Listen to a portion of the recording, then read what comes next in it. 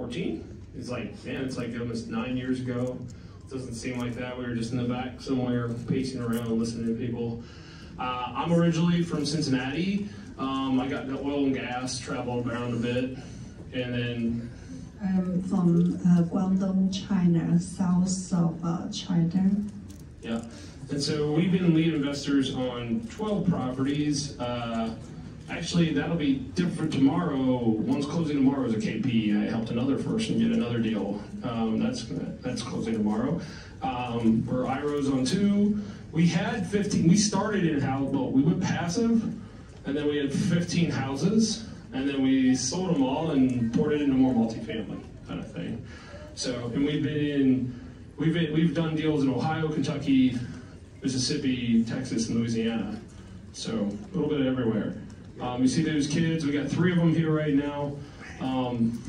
Yeah, it's actually Alex's birthday today. Happy birthday. He was born 4 days after the unit work of our first lead deal. When we took over, they're like, oh, you're skinny, and like, yeah, she had the baby. So why did we join? So this is a map of all the places I took her around during our time in the oil field. And so our kids were born in these places. So you kind of see there was a little bit of everywhere. We were definitely oil field nomads at the time. So on to the property. So like I said, I was originally from Cincinnati, and in the last few years, I was always like, I was one of the few people like, let's go other states. I was like, hey, let's take the LU train to Ohio, Kentucky, Mississippi, wherever it is. And a few other leads have done that too, in Georgia and Tennessee. But we had a cheat code in Cincinnati that go to my parents' house and just stay there as our own thing. So Burgundy Carlton was like our 4th deal there. So it was a funny thing about it was I kept telling all the investors, if this deal ever comes up, I'm going to just do it. But I was very clear with all this because like there's some stuff they'll go over in the 2-day about how the rules and lifestyles protect you from gives you some control over how fast the leads can move. But I was like, this is a deal, I've been working with this guy. I actually brought the owner to an expo to prove that Lifestyles was real. Just saying, like, we're a really big outfit in like early 2020. So that was the hardest part outside of Texas for a while, is proving people that Lifestyles wasn't a scam. And then after that, once he felt really comfortable when it came up for sale, and so these guys that we've been working with are just like, okay, he said he would give you always give you the right of refusal. So because I worked so hard, we worked this deal for 2 years before we got it. So how many people had to bring their spouse to Lifestyle to show it was for real? Right? I had to do that. That's crazy. Yeah, she didn't believe it. When I signed up, she was extremely mad.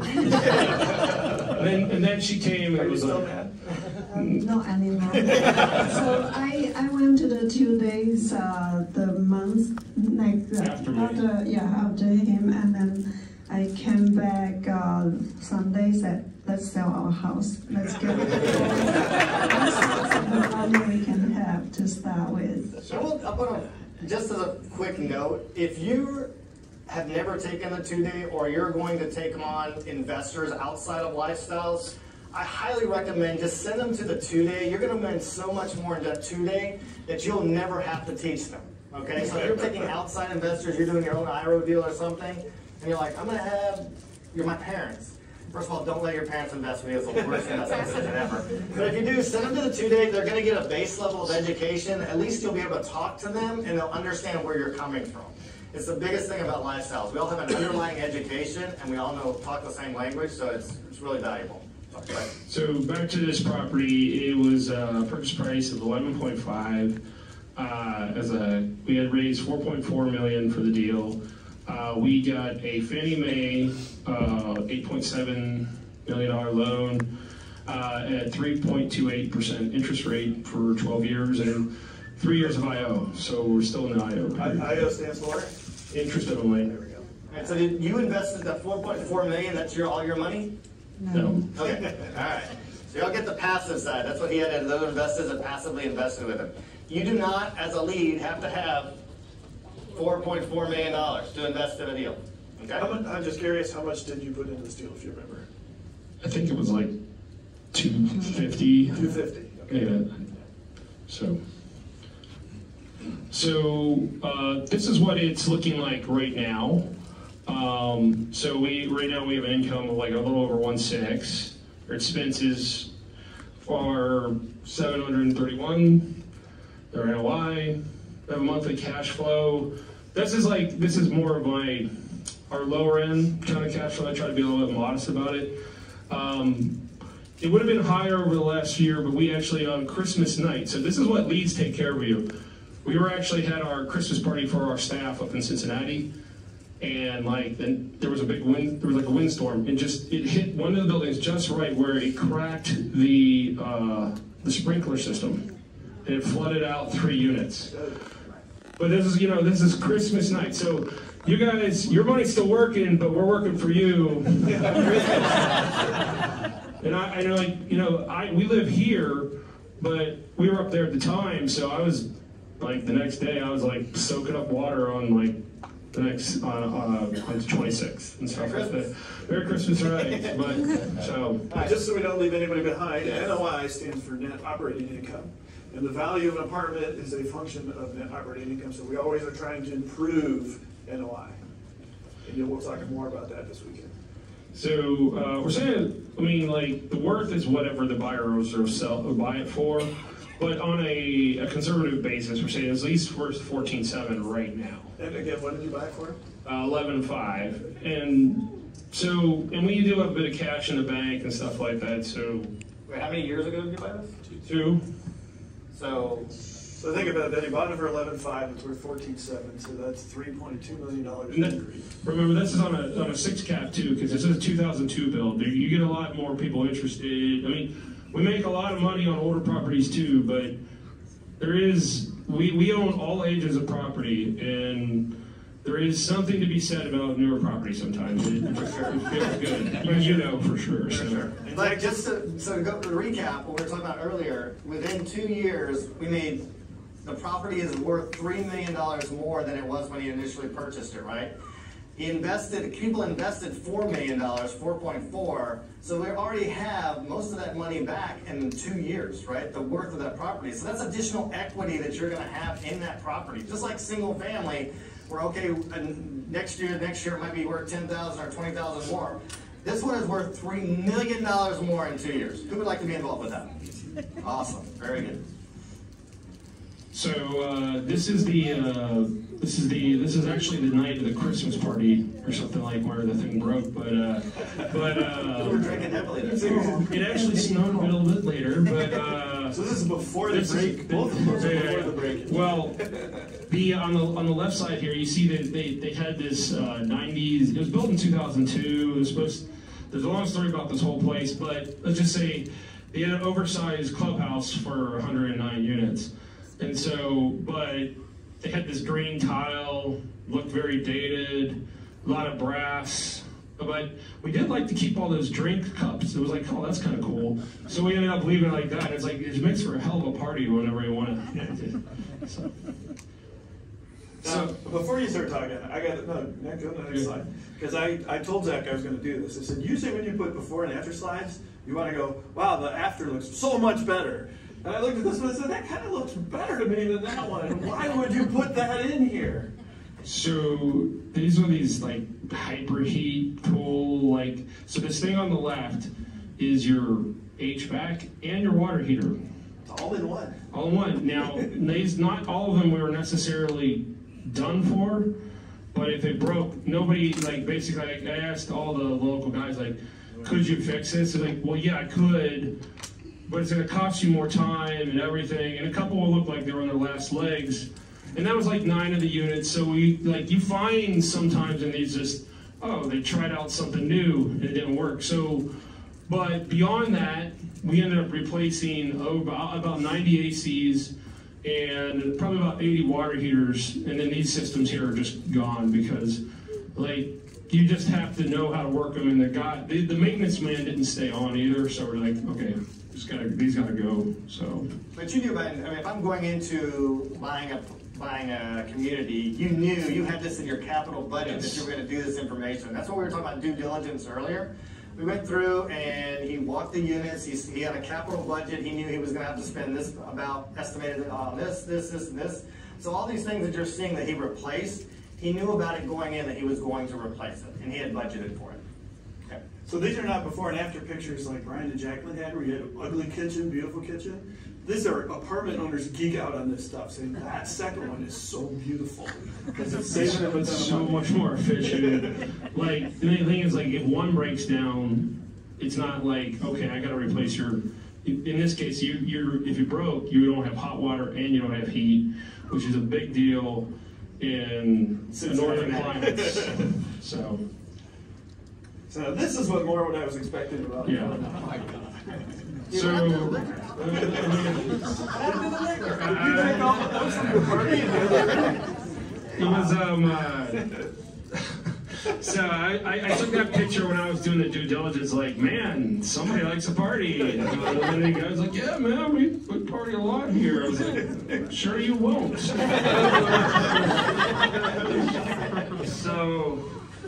So anyway, and then this is kind of the newer look that we give, and so. This picture was from a couple weeks ago. I had actually Madeline's son was up with me. I was showing him around Kentucky and North Cincinnati, and this is kind of like sometimes we do the granite. We definitely do upgrade. We either paint or we do new cabinetry. But like this one was like we had so much demand, like somebody to move in. We didn't even get to redo the countertop until so like sometimes you have some units get a lot of just like. I don't care, I need to move in. Now, I'm not going to leave it dirty or nasty or anything like that, but if you're like, well, there's a ding, like, it's okay, you get them to sign off on it. It's just like, almost like a rent-a-car kind of thing. Go around, hey, there's a couple dings here and there. Yeah, again, we preach clean and functional. You'll hear that term a lot. Clean and functional does not mean perfect, does not mean upgrade to the Taj Mahal for these people to move in if they like it the way it is. So we definitely look at the class of the clientele where we're at. We look at what type of community we are in, and you budget accordingly. Like this is like the most B property you can have. I mean, it's like it's not, you're not shooting for your like really high earners, but you're getting a lot of people that make your 60, 70, 80, $100,000 a year type people here. Just Zach threw out a term. I want to make sure everybody's hanging with us. He says it's B property. We usually categorize properties A, B, C, and D. We'll explain that in the 2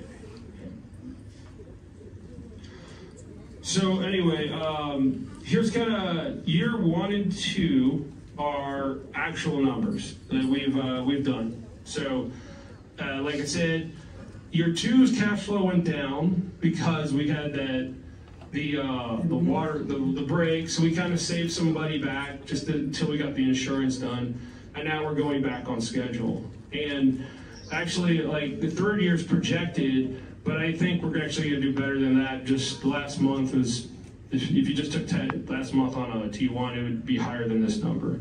Okay, let's break this down just a second. Again, if you're just joining us, you haven't been through here, operating income, that's all the income, rents, auxiliary income, all that comes in there. All of your operating expenses are your payroll, your taxes, your maintenance, your contractors, all that stuff is in there.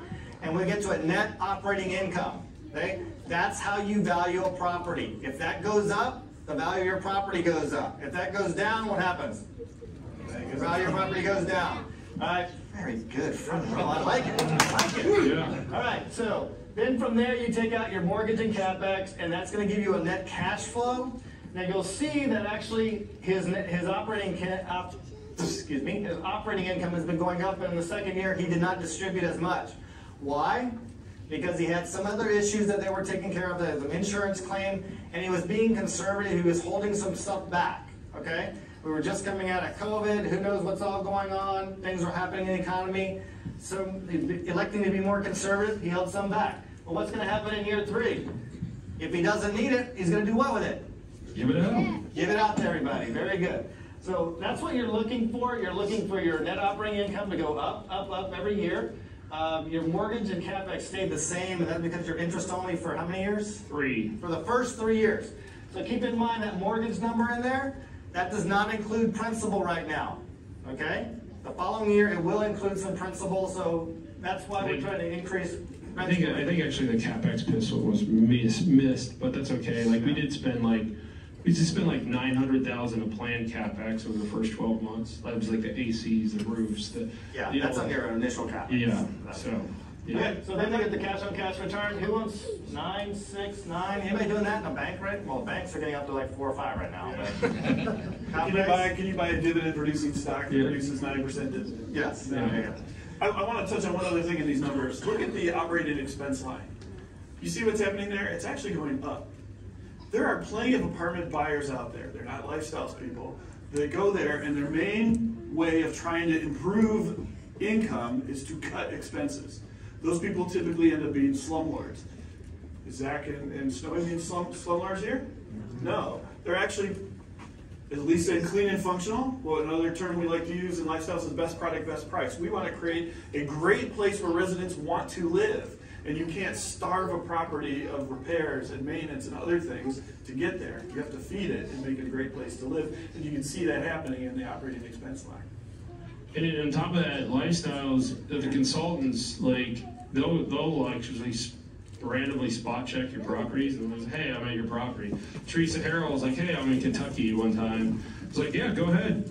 Go check it. We have nothing to hide, you know, like, and she just gave that, said, great properties, especially this one. She really loved this one too. So, right now, so like I said, this is our NOI. It's been going up year 2. Like we said 14.7 earlier. That's like over the last T3, but this is over T12, which is, he'll explain the two day. Sorry, it's a little technical, but it's just showing that we've been pushing up the NOI, which is pushing up the value. And so let me just pause for a second. So that value you showed before is like between year 2 and 3. Yeah. And a T12 just means the last 12 months. T3 means the last 3 months of income that you're looking at. And really what this slide is trying to represent, your net income as that goes up, and you'll go over this today, we divide it by what we call a cap rate, and that gives you the value of your property, okay? So as the property goes up, you divide by a cap rate, I think you're using 6. Is that what you're using 6. All right, divide by 0.06, the value of your property. So if he was to go sell this in year 3, actually between year 2 and 3, we're already at $14, $15 million. People will pay for that cash flow that'll give off. In year 3, if you were going to sell it at $15.5 million, let's say we're done, I want to sell this property, you pay off the existing debt, you return the original capital back. Remember, people invested $4.4 million, right? You're going to get all that back upon sale. And then along the years, we've contributed, we had a cash flow of $400, $290, and $420. We're still left with another $3.5 million. That's our total, $3.45 million, right? Over in year 3. Who's up for that? Remember, you got all your capital back already. That's profit. That's pure profit. That's amazing. 3 years turns. Who wants almost 80% return over 3 years? Very good. And again, this is a tax-free event, right? You're not going to be paying interest or taxes on any of these monies. And if you did sell it and you want to 1031 exchange it into something else, which again we'll go over this weekend, you'll be able to do that as well. Very good. All right. So how did you just increase NOI? I mean, like, there's a lot of troublemakers, like including actually the manager that we inherited, and we got rid of her. But like after we figured out where the skeletons were, we did ask her. Well, we were pretty much asking her to leave, but she left on her own. Yeah, that's the best kind. Yeah. You know, we beautified the outside. You know, functioning doors, like a lot of them were kicked in, like and stuff like that, and they're just the air was a lot of times up in the north. You have a lot of breezeways and such, and like instead, like, or you have like internal hallways versus like here mostly don't because of snow. But so those things smelled like cat. No? White stuff, very White cool. stuff, like, you know, like the snow cone stuff. You know. So anyway, so it would smell like dog, and it just like wasn't done very well, and a bunch of other things. And so we cleaned up a lot of that. Like I said, we upgraded kitchens, water leaks, like, you know, we changed out a lot of older look, like if toilets look kind of crappy, we changed those out. HVAC, sometimes like we would force fees, like, hey, they have another dog, you know, you're gonna pay more. We did what's called daily pricing it's a thing, basically it changes based upon demand levels and it takes a lot of the guessing If you games. ever bought an airline ticket, you know how that works. Yeah. Hotel or airline ticket. Yeah. So, I mean, and sometimes it actually is like, it doesn't always push the tenants right up. We've had some cases where it's like, hey, if you renew for this many months, you'll get a $25 discount. But it's like, it's also measuring versus having vacancy loss kind of thing. So it kind of takes a lot of, the algorithmic like stuff takes the guessing game out for you. Yeah, these are pretty sophisticated computer systems. So just like the airline is trying to balance demand. So that's what it was doing. So Greg, how many things this weekend are you going over on how to increase NOI? Isn't there like 30 different ways? Yeah. So these are some of those ways, but again, this weekend you're going to learn 30 basic ways to increase NOI. Because what happens when you increase NOI? What happens? Value increases, and what happens to the value increase? What do we get to do in year 3? Have a party. Have a party. Exactly. Yeah. Get rid of people's pit bulls. I mean, if you have your own house, God bless if you want to have one, but you're not going to have it on my property. So that's pretty much, they cause problems. It's usually, it's not on people, oh, it's the owner. It's like, yes, it is the owner, because they don't have common sense. And they put a pit bull into a 700 square foot apartment, and then wants to go crazy when they let it out. So, like, Michael was like, you know, we were forced to move, to now we make moves. Like all day long, I'm getting calls from brokers and stuff, and I'm trying to help other leads do deals too. Like I said, I've done like 16 KPs, and mostly it's just because, I don't know why the brokers like to call me, it's like, because they found that lifestyles can get things done. So, and then, well, we have a special lead in our life that's your sister. Yeah. So. And then my brother is a member of Lifestyle too, but he's a passive investor right now. And we make our kids and my niece and my nephew to work a lot at the Those kids are working? Yeah. Really? Huh? Yeah. Well, yeah, they tear the carpet, they clean the apartments and everything they can do there. Yeah. One year they had a lot more fun on the golf cart cleaning out but they were driving around. They had a really good time. So Trash out but, those. You know, it still was like, I'd rather like slip them a few 50s and the things cleared out and they had a great time, you know, with your family and stuff like that. Where it's like, does smell like money though. So. and our daughter Chloe, she started negotiating the prices since last year. I cannot give her like $10 or $20 a day anymore. Yeah, she actually has to get paid, so she was doing some sourcing for us over the summer. So. Oh yeah, and this summer I made her to learn how to build a website for my sister's property. And how much did you get paid? Like 200 something. 200. She had to learn from scratch and make that website for $200. Very nice. So what's next? It's like there's been this saying is thrive to 25. It's like they just survive to 25. We're saying thrive to 25. Is that we're trying to, like, you know, there's a lot of people who are upset about the interest rates, the Fed, and everything. And you know, I'm not immune to having to work with it. But at the same time, I've never heard the brokers so desperate for offers that you can make ridiculous offers right now and not get hung up on. And so I say, like, take advantage of it. If you're working with somebody, especially a lifestyles consultant or realtor or lead, and just be like, you know what? Take that stab at that retrade right now, like, because it don't make sense, don't do the deal kind of thing. So, and that's the same. We help more people find property that makes sense for a lot of other people. It's Just to add on to that, because I think it's such an important point. Interest rates have gone up really fast, right? Everybody knows that. A couple years ago, they were much lower. So there are some Lifestyles members, some have floating rate loans, but we're generally, because we operate well, much better off. There are a lot of operators out there who are in bad shape right now, and those properties are getting distressed, and some of them are coming to foreclosure. That is a huge opportunity for this group. We're going to buy some stuff in the next 2 years, that 4 or 5 years from now, you're going to look back and go, oh my gosh, I wish I had just plowed all my money into that thing. So this is probably as close as I think we've been about 2009, as we've seen in a long time. I mean, it's building. Like every time, I think Powell sneezes, somebody loses a property in another group that I shan't name. So, long term, what are you doing? So, you know, like we try to build a great property management company. We have people. We have a bunch of other leads with us in Cincinnati.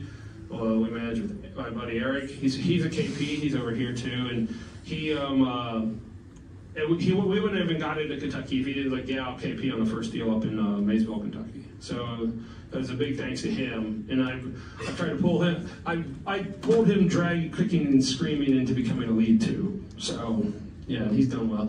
And then, you know, it's like one day that me and Eric were driving back from a property in Mississippi. He's like, you know, it'd be really cool if we could just fly from Meridian to Houston instead of drive 7.5 hours. And now I'm working on, we bought a plane together, so I'm working on my private, and he'll be working on his private pilot license too. So, yeah. So I want you guys to understand what you just heard, and we do this a lot in Lifestyles. Leads or people work together. Not necessarily, it's not always mentor and ops consultants to the lead. Leads find other leads, and they form groups, and they help each other. I mean, Zach would never be where he was if he hadn't had another group of leads helping him out and him helping out others. That's kind of what we do. We have teams all over Houston. We have teams in Dallas. They kind of subsets, and they literally, like little Sunday school classes, they help each other out. And if you have a problem, you can definitely call one of them, and they're like, oh yes, we'll be, all 10 of us will be showing up at your property tomorrow morning to help you do something. Maybe not on Christmas Day, but definitely the next day, right? Very good. That's kind of the power of Lifestyle. And I gotta add to that too, that one of the things we see here at Lifestyles that you would not see outside of Lifestyles is leads investing passively with other leads. I'm in 30-some deals, right? Are you in any, Zach? Yes. Yeah. Yes. I didn't even know, I just assumed you guys would be. Other syndicators outside, I will show you in the 2 days some of the compensation models that syndicators put together outside of Lifestyles. We don't allow that. We have something called a white paper that tries to make it far more balanced with the passive investors, with the leads. And so, as a passive investor, I'm very comfortable with the return that I'm going to get, and I haven't invested with outside syndicators, because when I look at the returns, it's like, well, they're just getting so much of the profit. It's not a balanced risk-reward relationship. If you look at outside syndicated deals, you'll see sometimes they take up to 50 or 55% of the deal right off the paper, like as soon as you invest. And we just don't do that here. It's crazy, and then we kind of spread the wealth but we have our own money as leads in the deal as well. So it's not like we have zero money in the game. We put in, you know, whatever amount we have to put in that deal, and then we'll take other people's money as well, and that's how we pass it. That's how we syndicate. So very good. What else? You guys got some pictures. Oh yeah, so this is I just showed this is a property we helped Evelina Romlin get called the Arthur. It's a historic. I wrote a big letter to the owner, and it helped because I was from Cincinnati. I knew all the stuff, so she actually got the deal less than the highest, and then it's like it's her baby. Like this thing is so beautiful. Like someday we hope to have like a Cincinnati big road trip and. Show it. And then the Warrens did the schoolhouse too, and this kind of thing. So it's 1905, but it's amazing inside, kind of thing. And then this is actually Eric at his property, The Post, with Miles a couple weeks ago, Moscarella, Madeline's son, because we were just showing him all. We were showing him around Cincinnati, kind of thing. So we like to give back and like, hey, come up here, see other markets, see like kind of expand your horizons and stuff like that. I helped with the due diligence on that property. Yeah, she's on the next slide. So yeah, his wife, Nicole, is one of the mentors. Yeah, and then, so here's Henry Novak, some of our staff there. Henry Novak, he's a 401k lawyer. He sprung there's a thing called a quadro that he'll kind of maybe explain, but we took that money and expanded it into multiple deals and multiple deals. It helps tap into your 401k that you wouldn't otherwise be able to. So, and then there's me and Fisher. It was after one of the expos or something like that. A few drinks in. Yeah. Yeah, I had a little fun. David doesn't drink, but that's just normal David. So. He doesn't need a drink. Oh my God. That'd be crazy. And then this is actually one of the due diligences that you were at, actually, I think. No, maybe not. But that doesn't matter. It's like it's a bunch of it's some passives and our staff, and we're all getting together at an event in Cincinnati, kind of thing. So. Very good. All right. Awesome. All right. Well, we have any questions? I think we have time for a couple questions. Dylan. Wait till you can get on mic real quick. They can hear online. Did you talk? I got one. Delbert Walmsley said, "Why can't I get in?" What? Delbert Walmsley Delbert online said, "Why can't I get in?" I don't know. I think you created the place. I'm sure you can get in. Yes, sir. Could you talk through your thought process on when and why you'd sell versus hold on this property? Yeah, good question. Well, so originally the plan with this one, we didn't know where interest rates were going, but it was like a 3.28. I was like, I like this one, and if we have to hold it, it's going to cash flow for us for a long time. So we knew if interest rates stayed lower, we could probably do a supplemental. But remember, this is also a newer vintage property, so the carrying cost of it's called some of these older properties, I've been referred to as called the deferred maintenance tsunami that's coming to some of these, people did these. Now, a lot of lifestyles did good value add, but there's a lot of syndicators that did a paint ovation or something else. It's dangerous to buy for when you haven't done you don't have a team that's going to tell you that this is somebody, put lipstick on a pig or something like that. Not our pigs, but, so anyway, but we are pigs, and I use a quote from my reference, we like to swim through the shit because we're pigs. So anyway. But a more general idea of that, when you get into a deal initially, right, as mentors, we help to make sure what is your goal, right, as the lead and as the IRO, what is your goal? Does this fit your goal? Once you actually purchase that deal, okay, and I'm sorry, let's back up, and as a passive, like for example with Mountain Missouri, if I'm going to hold this deal for let's say 3 years, you have to be comfortable as a passive that I'm going to hold this deal for 3 years. If I want to hold it for 10, you have to be comfortable that I'm going to hold it for 10 years, right? Once you get into a deal, right, let's say I have the property now, we have no idea what interest rates are going to do, right? We have no idea what the economy is going to do. We may get 3 years into it and going, oh my God, we can monetize this right now and make a gazillion dollars. Okay, I thought I was going to hold it for 10. I think it's a good time to sell. We'll ask the passives, or if you're an IRO, you're like, I'm selling it, right? Or let's say that I buy it today and tomorrow the economy completely tanks like it had during COVID, right? You're like, well, we thought we were going to sell it in 2 years, but we're not selling it in 2 years. We're going to have to hold on to it for a longer period of time. You're going to have to understand the process, which is where the education gets, but you're also going to have to understand what the lead's initial approach was and their goal, because you're along for that ride, okay? But you're constantly evaluating when to resell, when to refinance, and things like that. John, I'm going to pick on you again for a second. You had that one property up there that was 22 months. Was that the business plan, 2 years and out, or was it longer than that?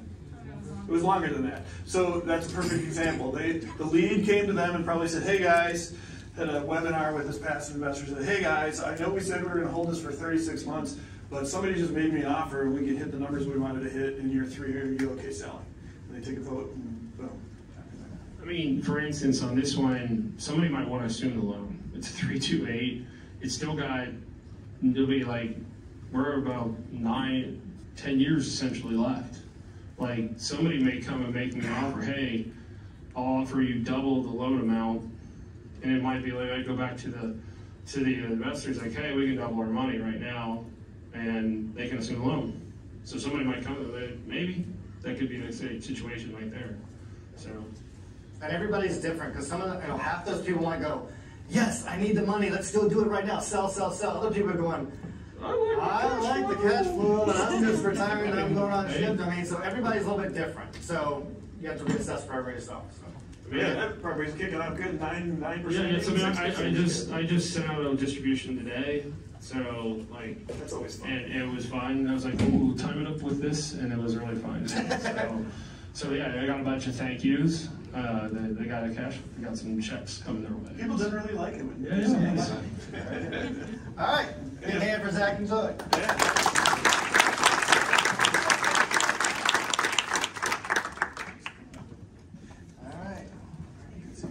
There you go. So earlier, John and Tanya were talking about networking, and Keith, help me out.